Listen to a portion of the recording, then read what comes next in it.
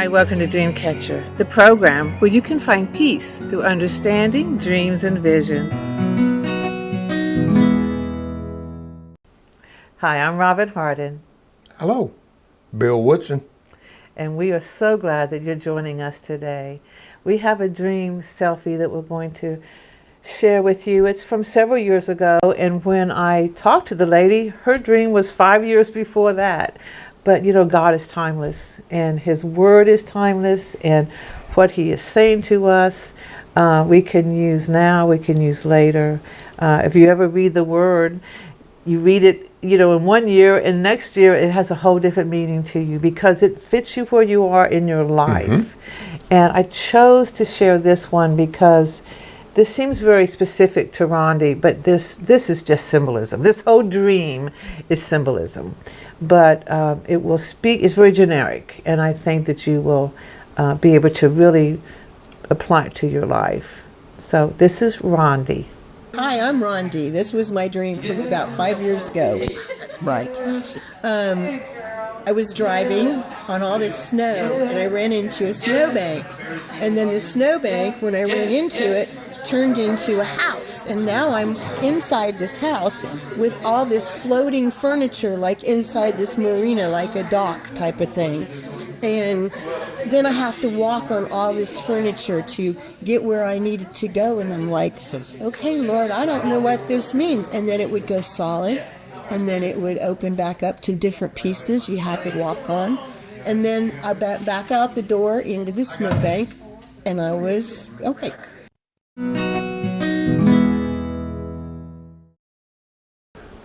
So what'd you think? Now, I'm going to tell you my point of view right now. I need a blanket. I'm already cold. But you catch the drift, okay? She was driving in the snow. That means cold to me. Mm-hmm. I mean, though it's white, it's pure. Mm-hmm. Now, I'm going to give her that one. Mm-hmm. But it's cold. It is cold. And sometimes you feel like you're out all by yourself, left alone, is a cold feeling. Mm-hmm. Yeah. I mean. Right. And she's in a car. That's her move of God. That's her move of God. Ministry. Yes. Yeah. And now you're going to call it home. And she's cold. And she's. Sometimes when God puts you in these circumstances and situations of life, it does feel cold. Mm-hmm. It feels like you're isolated. That's free.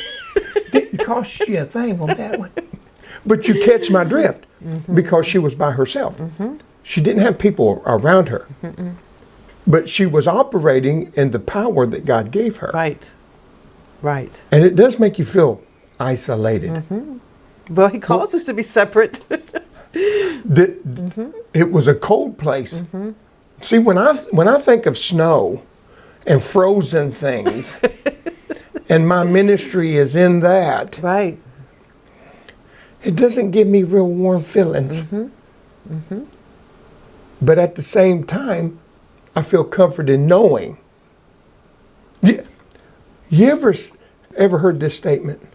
Ignorant is bliss. Sometimes not knowing, but sometimes I've always one that wants to know. I'm the one that's the inquiring minds want to know.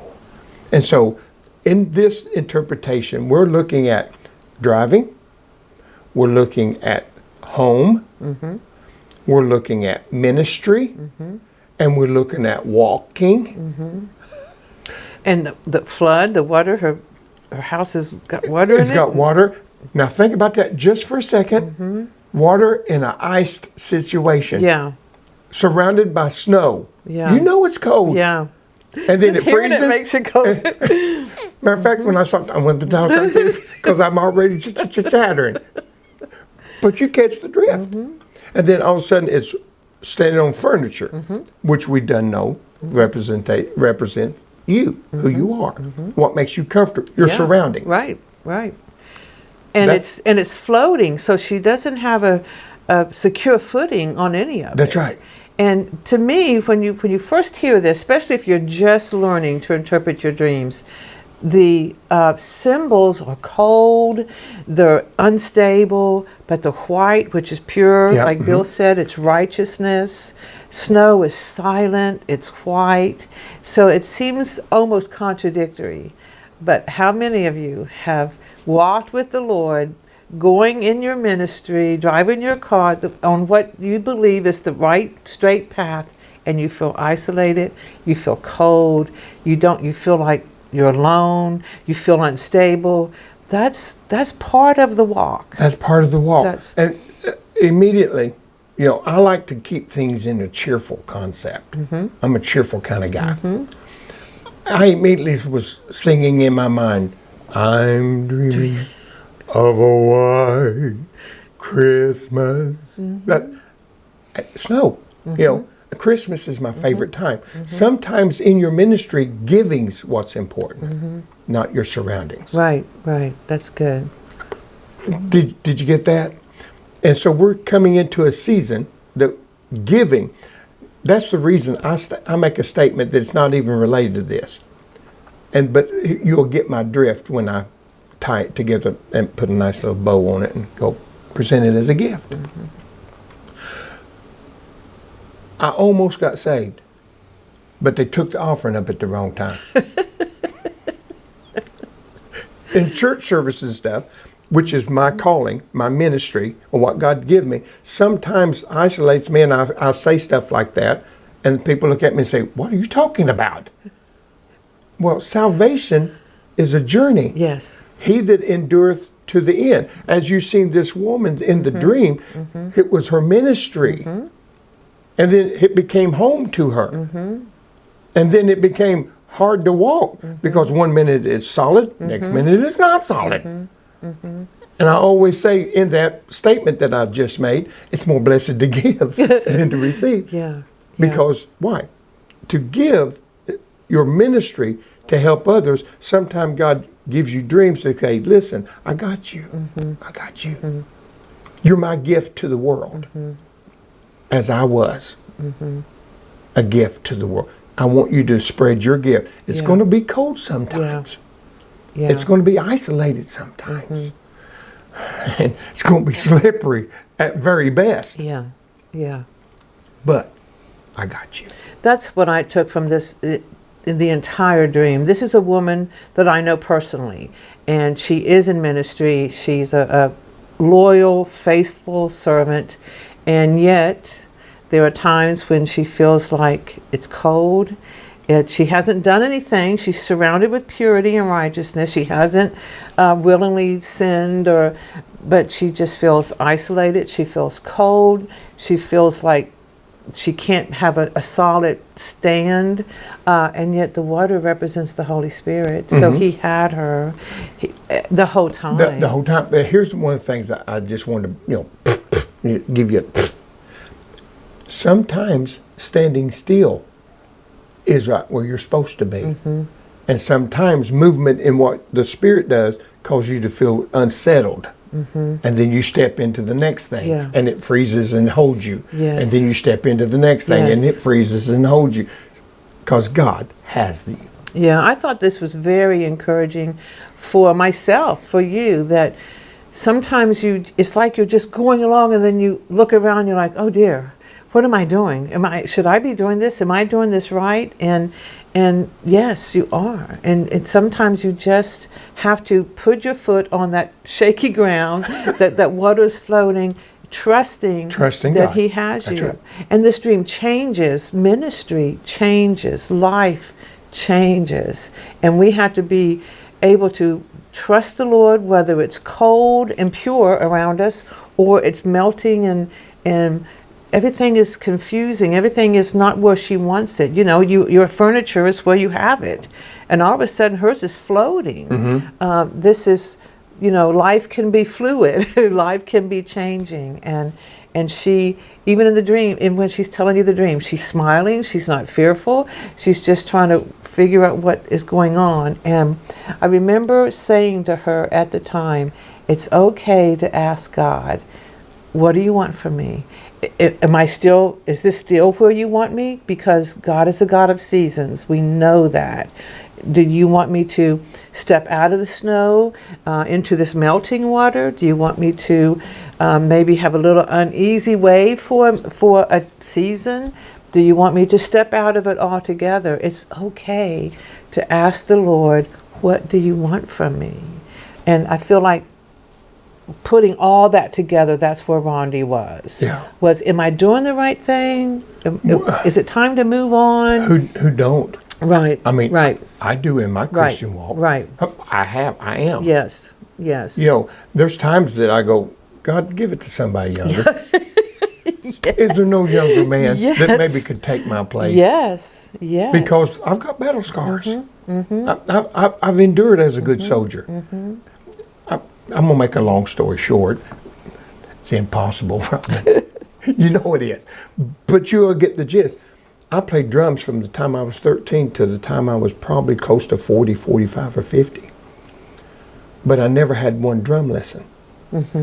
And then my time frame in which I did what God told me to do, I done. It was time for someone else, especially when they come to me in the drum world as I knew it, and said, give me a paradiddle. I said, is that a pear? you just want a diddle? With it or what? What is it? And it's a drum beat that you learn when you had lessons. Well, at this time, I was much older. I didn't want to learn how to do it. Right. I had wore out more sticks than they were going to wear out in their lifetime. Yeah. Yeah. Someone said, well, what are you going to do? I said, here's my pear. Go do a little. There's your paradiddle. See what I'm saying? Yeah. Because I was done.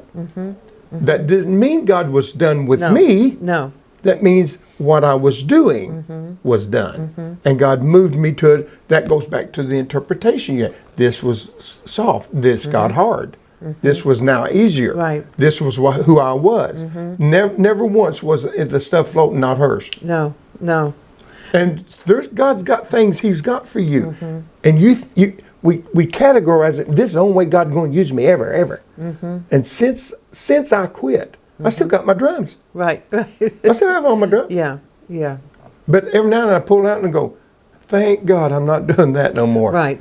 Right. God's got me doing this now. Right. And that was a stepping stone. Yes. Yes. Or stepping in the furniture God had Yes. give me. Yes. And that's what that furniture of floating is. Absolutely. See? Absolutely. Stepping from the one on what He's already given her That's right. to what's next. Yes. When this happened to me, it was not ice and not drums, but I dreamed that I was in an airplane and I was just going around and around and around, and I was waiting for the tower to tell me where to land. And Wow. I woke up exhausted. I was exhausted, and I felt that in real life. I felt exhausted. And I felt like in my ministry, and I was doing something else at the time, that I was just waiting for the tower to tell me, clear me to land. And what the Lord was saying was, this season is done. That's why you feel like you're going in circles. And I was tired. I wanted to land, but I wasn't going to land until I heard the man in the tower to tell me to land. Right. So your dream may not be ice. It may not be drumming. It may not be an airplane. But if you feel like it's not complete or there's a transition, there's a very good chance the Lord is trying to end one season to open up another one for you. And like Bill said, they are stepping stones. Everything you've done in life is to prepare you for the next step. And everything you've done from the beginning is part of what He has for you. And you take one step at a time. That's all you can do. Now, work out your own salvation with fear and trembling before the Lord. It was her car. It's her ministry. And see, I had no clue that she was operating in that already. Right. Right. I had no clue. No, you didn't know her. I don't know her. No. See, you did. Yes, right. And you did not converse with me who she was, how much you knew her, what her life. I don't need to know that. I don't do that on purpose because I want you all to hear what Holy Spirit is telling us. And we don't really even know what the other person's going to say till we get here, which That's you right. can probably tell. But we really want you to know this is Holy Spirit led. And we want you to learn to hear his voice for your life. And he has seasons for everyone's life. So if you're not coming to the end of a season, you will be. And we just want you to know it's not over. It sometimes is scary, but you surround yourself with purity. You surround yourself with the Holy Spirit, which is the water. You listen for the tower, the man of the tower, however it relates to your life. He's going to show you the next step. And sometimes it just takes trust.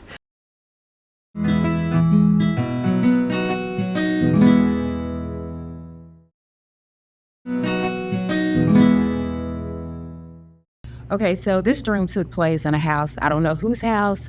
I was in this house and there was I don't know, I think it was maybe a light blue casket that was in the house. The lid was open, the casket was open, and on top, it looked to seem like it was a wreath. That's the only thing that I could think of. And a funeral director that I know, he comes in the house and he says, "You're 23." So at some part of the dream, I opened up a door, which just looks like it was a back door. And I don't know what was going on in the backyard. I really don't know. The next scene was my daughter was in a car and her hood was up on the car. So obviously she was having car problems, car issues. But outside, I remember seeing the funeral director and the lady, the secretary that works in my uncle's funeral home. And that's all I can remember. Thanks, Robin. Shonda, I think this dream has to do with your occupation. You do flowers for funerals now, but you want to get into the funeral directing business. There have been some things in your past, unkept promises of your future that was going to really help with your future. And you talked about that. You wrote that to me, but I don't think that should go on camera.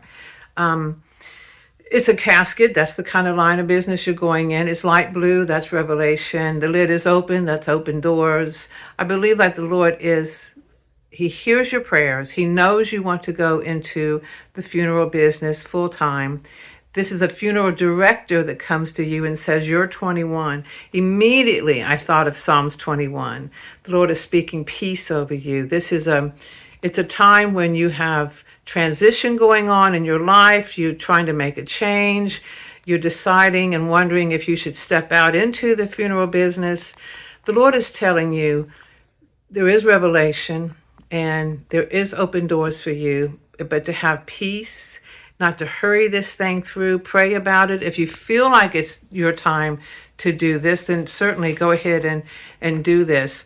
You open the back door and you look out there, that's representing your past. So I don't know if if something in the past is what has caused issues in your daughter's life. In the dream, your daughter's car is having some issues. The car is her ministry and it's having some issues. So I couldn't tell by the video you sent, did the past have to do with your daughter's issues perhaps, and maybe it has to do with your hesitancy to step out and take the step into your future. And it could be a little bit of both. It could be fear, it doesn't have to be anything really awful.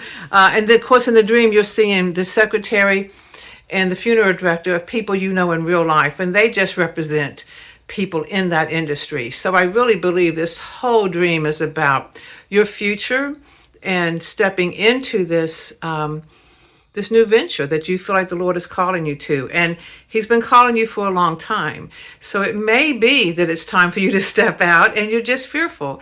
And so ask the Lord if that's fear from your past that is stopping you from stepping out, because at some point you want to step into your calling. And I believe this is probably your calling because you've wanted it and longed for it for so many years.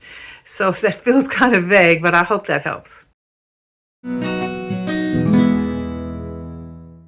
This is my coworker here, Amber, and she's a little camera shy, so I'm out here standing by her side. So she's gonna tell you the dream that she had. Okay, so my dream was my sister was riding down the road and she hit a rock and she got in a car accident and it killed her. Amber, thank you for sending that dream selfie in. I know it was disturbing because your sister dies in the dream, but you'll be so glad to know the interpretation is not what you expect. In the dream, she's in a car. That's a move of God. She may not seem like it, but she's moving with the Lord. And then she hits a rock, but the rock is Jesus. And what the Lord is showing you is that if she's going through life carefree, and you may not think that she's with the Lord, but He's with her. And she's going to hit the rock, but that's Jesus. And the girl you know, the sister you know, is going to seem dead to you because she's going to be a whole new creature. We have to die to self to be closer to the Lord, and that's what He's showing you in this dream. My encouragement to you is to pray that your sister hits that rock sooner rather than later. Now, I'm throwing this on Bill without him knowing it, but we have some time. So I'm going to see if Bill will do a little something on his guitar for us. So we'll be right back. Well, there's some more to that. You notice she was driving and she ran into a snowbank. That is so good. You can bank on God. Because when you operate in your ministry, it changes everything around you. Nothing around you should affect you. I'm gonna let that sink in. Did you hear it? Should not affect you, but it does, because we're human. I'm gonna tell you a little story about a man named David. He was a ruddy guy. He's little. He didn't stand very tall in stature. But what he did stand in was God. God was always his foremost thought in everything he did. Even when he screwed up. Look at your neighbor and say, it's going to happen. We're human. We're going to screw up. But God already knew that. He made a way of escape for us, his word said. And when his word says, you got a way out, let it be him. Well, David went down to talk to his family. And they were in the middle of a war, just like we're talking to you sometimes. You're in the middle of a war. Your mind rages. Fear comes in, as it did with many people in Paul's day, David's day, Joshua's day, Moses' day. Fear? Yeah, don't you remember the 12 spies? They sent over into the promised land.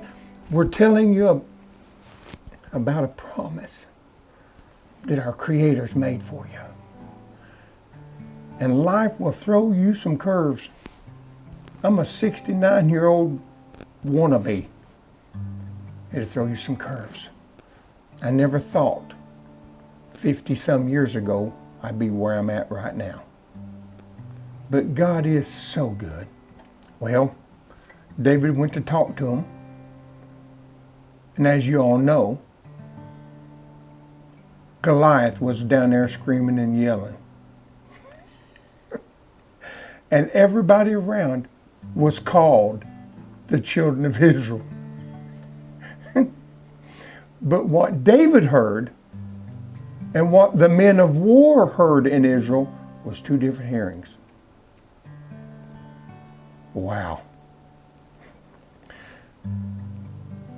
And all these dreams and things we're doing here, me and Miss Robin, we're hoping we're encouraging you. Don't give up the fight. And the fight you've got to face ain't like the fight other people face.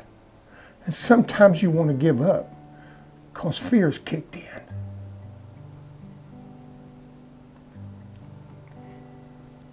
But you're a child of God.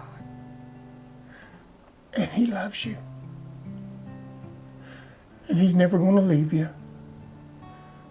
And He's never going to forsake you. Just use the gift that God gave you.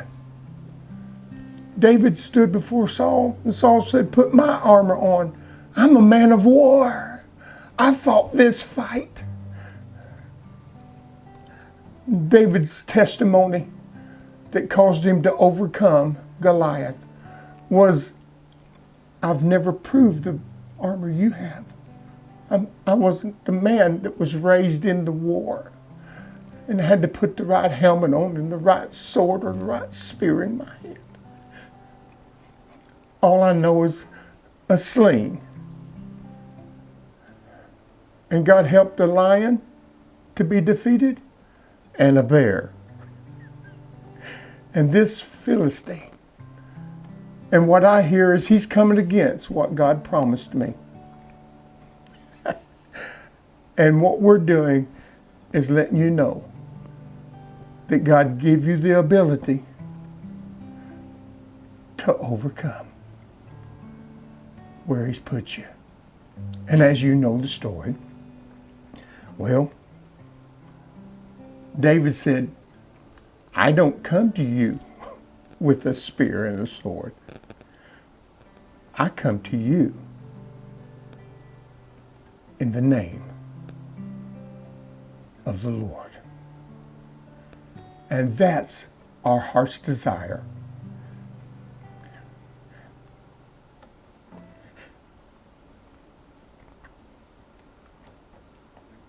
Is that you know, beyond a shadow of a doubt, that the fires won't burn you. The lions, they won't eat you. The waters, they won't hold you. But the cross of Jesus Christ will always, always hold you. Well, David went to him with a sword. It just wasn't David's sword. It was Goliath's. And the weapon that was formed against you will not prosper, just like the weapon that was formed against David didn't prosper. But he took that which Goliath thought he had rule over. And David took the head of Goliath.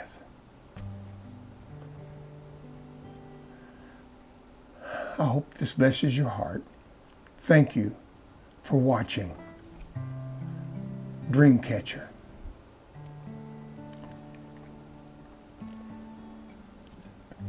You got this because God's got you. Till next time, keep dreaming. Look forward to hearing from you, and be blessed.